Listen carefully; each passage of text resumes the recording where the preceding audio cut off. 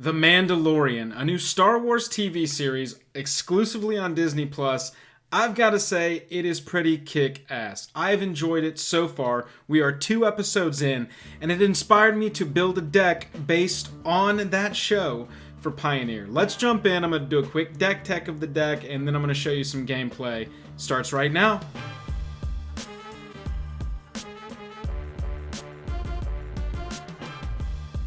Hello and welcome to the day. Thank you for spending your time with us. Welcome back to another episode of Jake and Joel Are Magic. I am Joel. Today we're going to talk about my Mandalorian deck for Pioneer. Real quick, if you wouldn't mind hitting like, hitting subscribe, it really helps us out. We appreciate it greatly. Let's get into the deck. This is it. So, I have chosen all of these cards inspired by the show itself, and there are reasonings behind all of them. Here we go. Shock. 1 red, 2 damage. This is a blaster. This is the Mandalorian's blaster. Okay, he goes pew pew pew pew. That's what it is.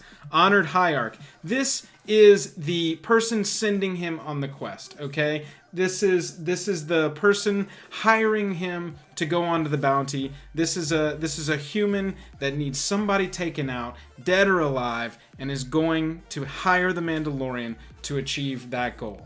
All right, Borderland Marauder. Borderland Marauder is his companion, I think.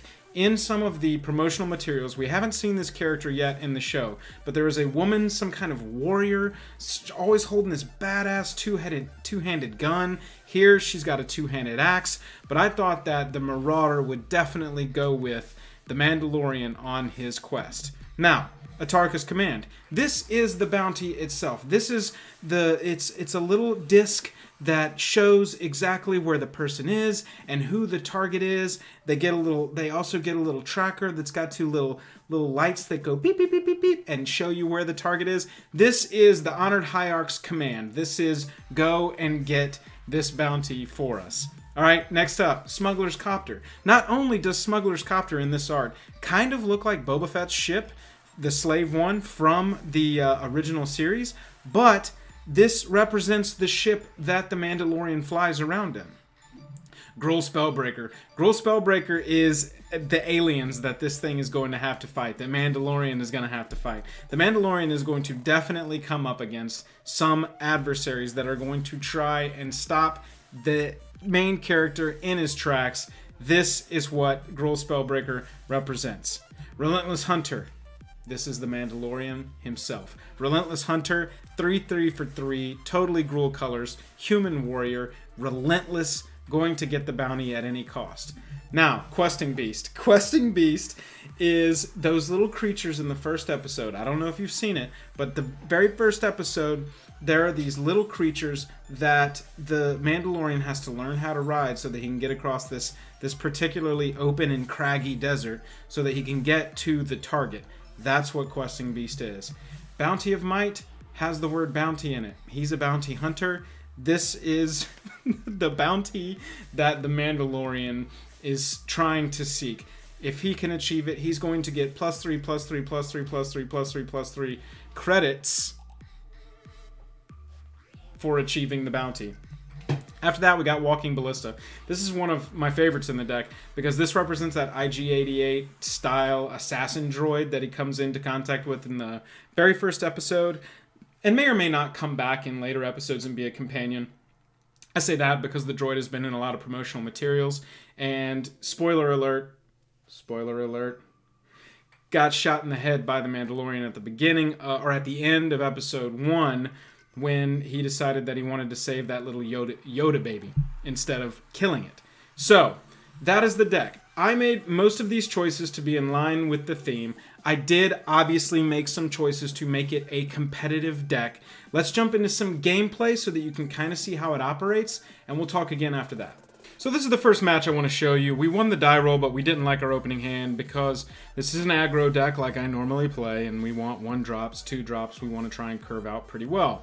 We see a Shock, a Borderland Marauder, and a Smugglers Copter. So here the plan is to play a Mountain, stay open for Shock. Totally works out. Thank you, Elvish Mystic. And then play the Copter turn 2 so that we can hopefully start swinging in for 3 on turn 3. So far, it looks like the plan is going to work out. We've got Honored Hierarch out. We're going to go ahead and play that so that next turn, if no threat hits the board, we could attack with it, get it renowned, and get ourselves some more mana. We go ahead and swing with Smugglers Copter. We see another Copter. Not in love with that idea. We'll pitch that. Get in for 3. Play the other Borderland Marauder. Or play the Borderland Marauder, sorry. And attack through. So at this point, we've got a pretty good position. We've got the 5-4. We're going to have to take some hits from that. But we can start trying to just keep the pressure on. Keep swinging in for 3 every turn.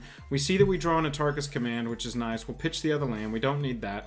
3 is probably good enough to rock and roll with this deck. And we make a little bit of a decision right there. We could have gone ahead and played the Spellbreaker, which is probably what I would have done in retrospect. But we stayed open for Atarka's Command. Not really sure why. Didn't really need to. It is an instant speed, but they're probably just better to go ahead and put a threat on the field, drop a 1/1 counter on it, and call it good. We take 5 here. Champion swings through, and then it becomes our turn. We see a land. That's okay. We can get in for 3 again this turn, and we still have the Atarka's Command. Don't really need it since we're just swinging with 1. We'll probably end up playing the Spellbreaker this turn so that we can maybe hit again.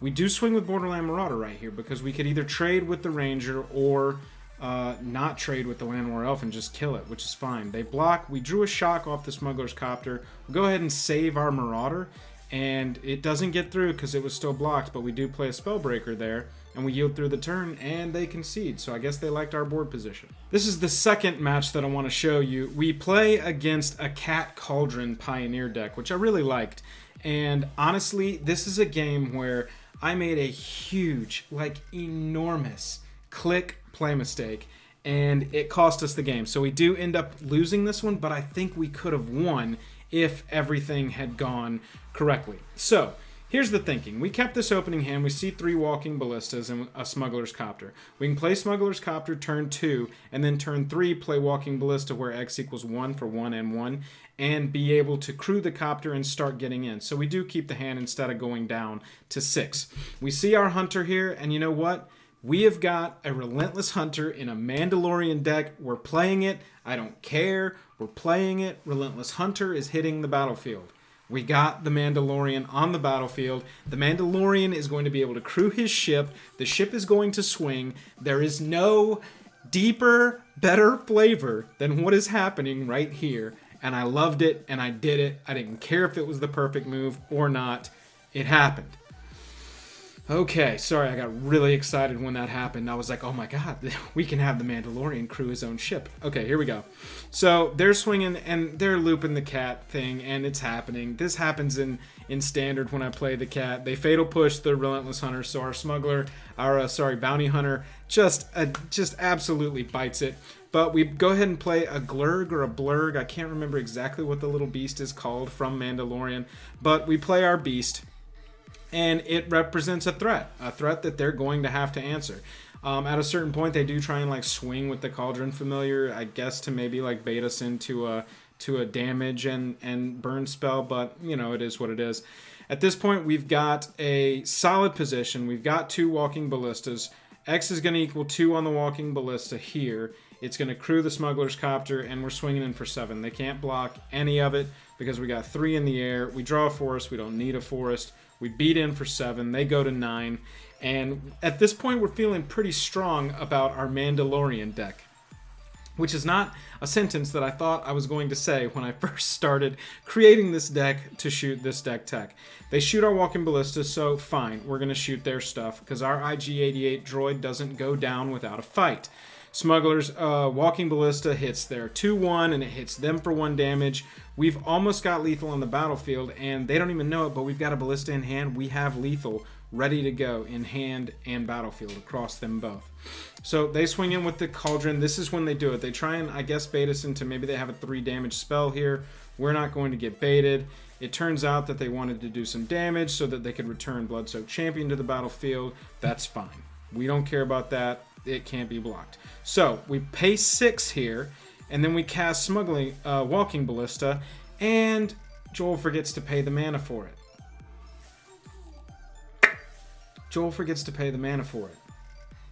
We lose the 6 mana. We lose the Walking Ballista. Right there, it would have crewed the Smugglers Copter.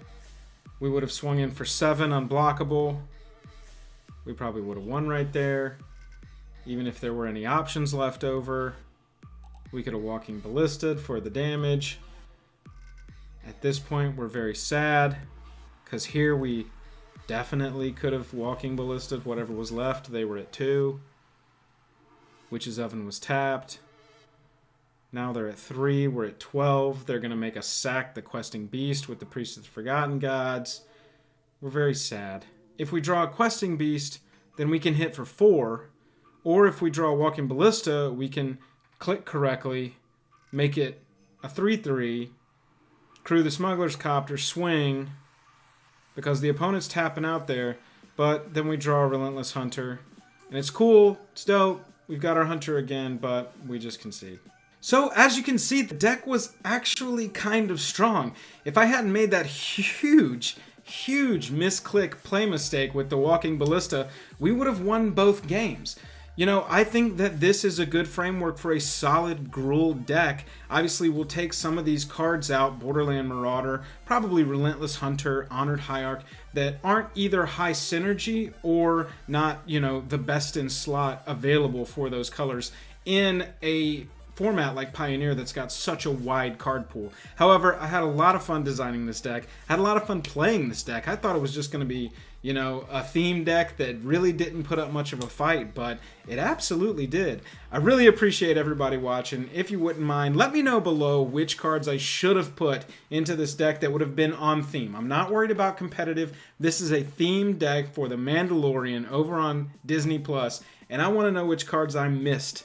I do, because I looked very hard to try and find on-theme cards. I appreciate it. If you wouldn't mind hitting like and subscribe. If you want to support us further, we've got a Patreon. The link is down in the description below. And don't forget, we are streaming twice a week, Tuesdays and Thursdays. If you've got an idea for a theme deck that you want us to make, let us know. Other than that, I'm tapped out. Catch you later.